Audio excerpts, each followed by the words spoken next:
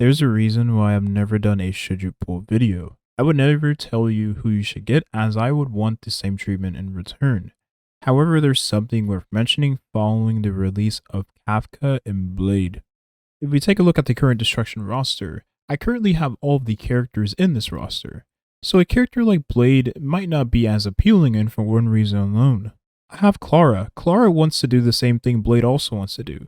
In certain team compositions, you see in the composition I would have Blade in is the same composition I have my Clara in currently. I have my Clara as a pseudo tank damage dealer in the tanking front line of my team composition with Seal. Clara acts as the character that has the higher taunt value that can also increase her own taunt value, thus being the frontline character, soaking all of the hits from the enemy, also doing damage in return for counterattacks. Well, a character like Seal benefits from Clara because Clara has the higher taunt value and Seal has a lower taunt value, especially with Seal reaching lower HP thresholds. So with all of that information being said, Clara is a character that really fits well with my account, and a character like Blade isn't necessary because I have a character that already fills that role. However, if I was to pull for Blade, it would be known as what we call vertical investment. You see, he is a different element from Clara. He is a wind element and Clara is a physical element. That is different coverage because, as you all know, your goal is to break the weakness of the enemy anyways.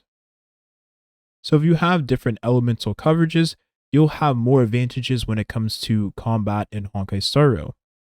That's part of the reason why, if you take a look at the characters I have currently in the hunt path, Seal is a character that was worth investing for me because at the time we didn't really have many quantum characters. All we had was QQ, and I believe that was it.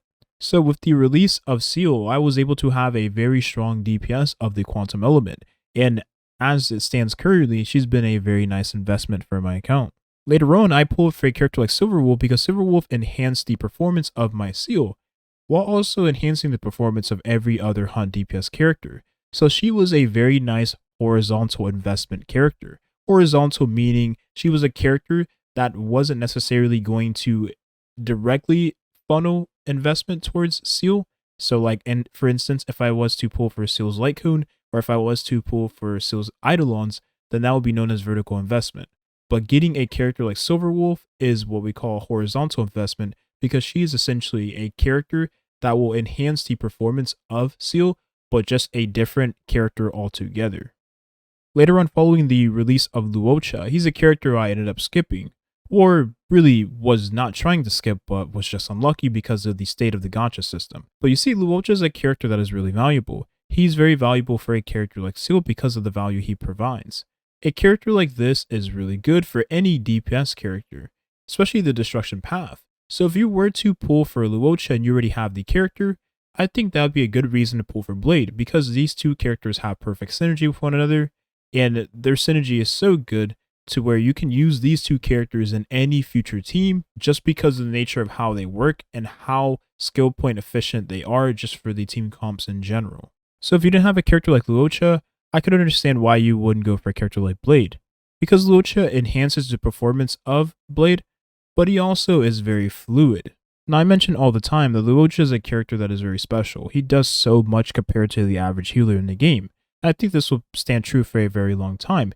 He has so much utility baked into the healing he provides, while also being very skill point efficient. That's very rare in a character, honestly, at this point, and probably rare for the time to come into the future. I think Hoyoverse did that on purpose just to get you to pull for the character, because he essentially power crept the rest of the cast. Although you could argue that Bailu has a different role from him, but let's be honest, and let's not, beat around the bush here, Bailu just really wants to heal, just like Lucha really just wants to heal. With all things considered, I already have Bailu, so it wouldn't make sense for me to go for a character like Lucha anyways, because he does the same job that Bailu wants to accomplish. But the fact of the matter is, although he has more utility than a character like Bailu, for the purposes of value in terms of pools, because we understand the gacha system of Honkai Star Rail and how expensive limited characters are in this game. Since I have Clara already, who has the same job as a character like Blade essentially in the compositions I would use Blade in, since I'm already well invested into the full quantum team with Silverwolf, it would really not justify the amount of pools I have currently going towards a character like Blade. And since I have a character like Bailu, where the character that would enhance the performance of Blade is the character I'm not able to summon for, or the character I'm not able to get, because A, I don't have the gem source for him, and B, I already have a healer that essentially wants to do what the other healer also wants to do. So if I was to pull for a character like Blade, I couldn't justify pulling for other than just his personality and the fact that I just want the character. So that being said, I really have no reason of going for a character like Blade because, well, he doesn't really fit on my account, on this account at least. I have everything in place for a full quantum team. I'm currently on E5 QQ, so she acts as a sub DPS around E6, but also E4 is good enough usually. And I have a character like Clara who can also slot in as the pseudo-tank playstyle of a character like Blade. Now, although I do have S2 of a Secret Vow, which is one of the best light cones in the game by far, and I have it on my Clara right now, which is honestly really good on this character, I don't see me going for Blade even though I have this light cone already. But I could understand if you were to pull for Blade if you had this light cone and you had even more refinements on it.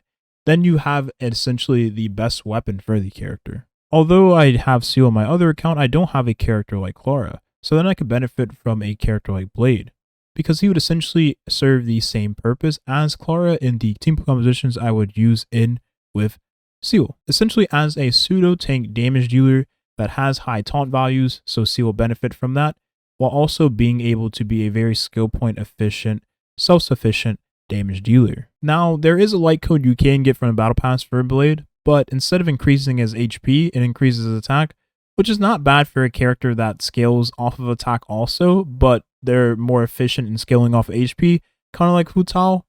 They do restore some HP whenever they defeat the enemy, but a character like Clara would benefit more than a character like Blade from this light code, even though it has a picture of Blade on it. And if we're being honest here, would you really build attack on a character like Hu Tao?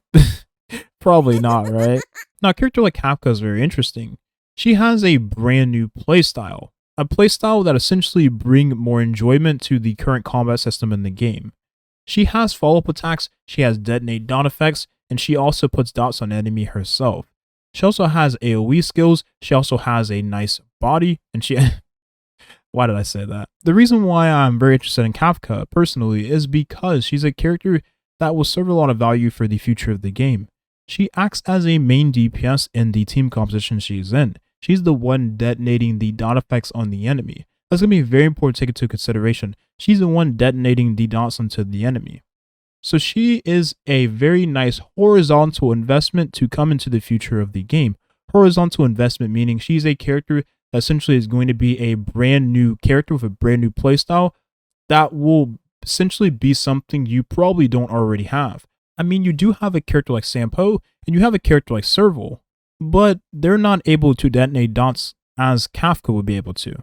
And on top of that, neither of these characters have follow-up attacks. Follow-up attacks in the sense of, well, if you're able to hit the enemy with a basic attack, the Kafka comes in, shoots her gun, and puts a dot onto the enemy. These characters can't really do that, so she can act as a sub DPS in the team composition as well, but still is the main DPS altogether.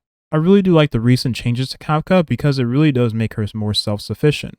I will say though, for a lot of people it is a little disappointing, me included, because I did like to see her be played with Himiko and have value with Himiko because of the damage over time buff she had provided.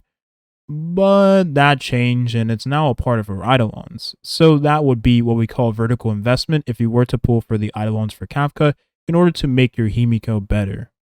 So I don't have a character like Himiko. I wouldn't be able to play around with the Himiko and Kafka synergy, the follow-up attacks that Himiko does, with the break that Kafka does in AoE settings. That sounds like a very fun team comp overall. But since I don't have Himiko, well, I can't do the composition. And there's no telling when I would get Himiko aside from the standard banner selector summon. I'm also missing a character like Sampo, although we will be getting this character for free I'm sure at some point because he seems like the perfect character to get for free in order to entice players to roll for Kafka. And since he is a 4-star, he's much more accessible to get, so he'll be on a banner at some point.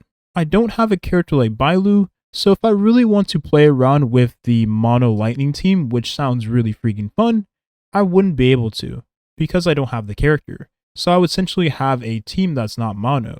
I do have Silver Wolf, but I don't have Bailu. You want E4 Serval to be able to apply more shocks to the enemy? which Kafka can then detonate on the enemy, which shock counts as the damage over time effect, by the way, from the lightning element. And if I don't have this Eidolon, I'm not really able to take advantage of the synergy that these two characters have, in the sense of Kafka being able to proc the dots that server will put on the enemy. I do have In the Name of the World, which is a very valuable 5-star light cone. You can put this on Kafka, and Kafka will get a lot of value from it, but as you can see, it's currently on my Silver Wolf, and I think to take into consideration that the effect hit rate increases for the elemental skill, for a character like Silver Wolf, she would benefit more from this light cone anyways. So although a character like Kafka would be really fun with a character like Silver Wolf, and although I do have that 5-star light cone, I couldn't justify going for her only because I'm missing a couple of the other puzzle pieces to make the team composition work. I don't have a character like Bailu. I don't have any other way of getting any other option for Kafka in terms of light cones. I'll have to pull for some because I don't currently have any light cones that Kafka could use very well. And on top of that, my serval is only E3. I don't have E4 serval, so I really wouldn't be able to benefit from the dot synergy that Kafka and serval would have with one another. So then my mono lightning team would take too much investment, too much vertical investment. And if I don't have a character like Himiko, I wouldn't be able to have fun with the AoE synergy with Himiko and Kafka. So that'd be another reason why I wouldn't go for the character. So with all that being said, I guess I keep saving. I mean, there is other characters to come along the way. A character like Daniel may be better for an account like mine. And there also is other characters on the way that I can't say and refrain myself from saying, although I really urgently want to say this character's name out loud because I absolutely adore this character. So there you have it. Long story short, I'm gonna not roll for Blade and Kafka, only because there is no real reason for me to roll for the characters other than the fact of the matter is maybe because I like their designs. I think that is a good reason to roll for a character, and I think that should be your primary reason to roll for a character, to be honest, just for the longevity of the game, because in a game like this, you can get bored of a character based on their gameplay alone, because other characters unlock brand new gameplay and brand new playstyles in the game, or can do that, like a character like Kafka, for instance. But if you're pulling for that, you probably will get discontent of that set playstyle eventually. And then you'll pull for a brand new playstyle and you'll be like, why did I pull for that character before? That's kind of how I feel about Child in Genshin Impact. Although he is a very strong character, I don't necessarily like the playstyle he has, and I'm not a fan of the international team composition. These are two very valuable characters in their respective team compositions. Kafka is a very nice dot detonator. She also is a very good character just used with other dot characters in general. I think she's a very nice character to use for the future to come, and it'll be nice to find her follow-up synergies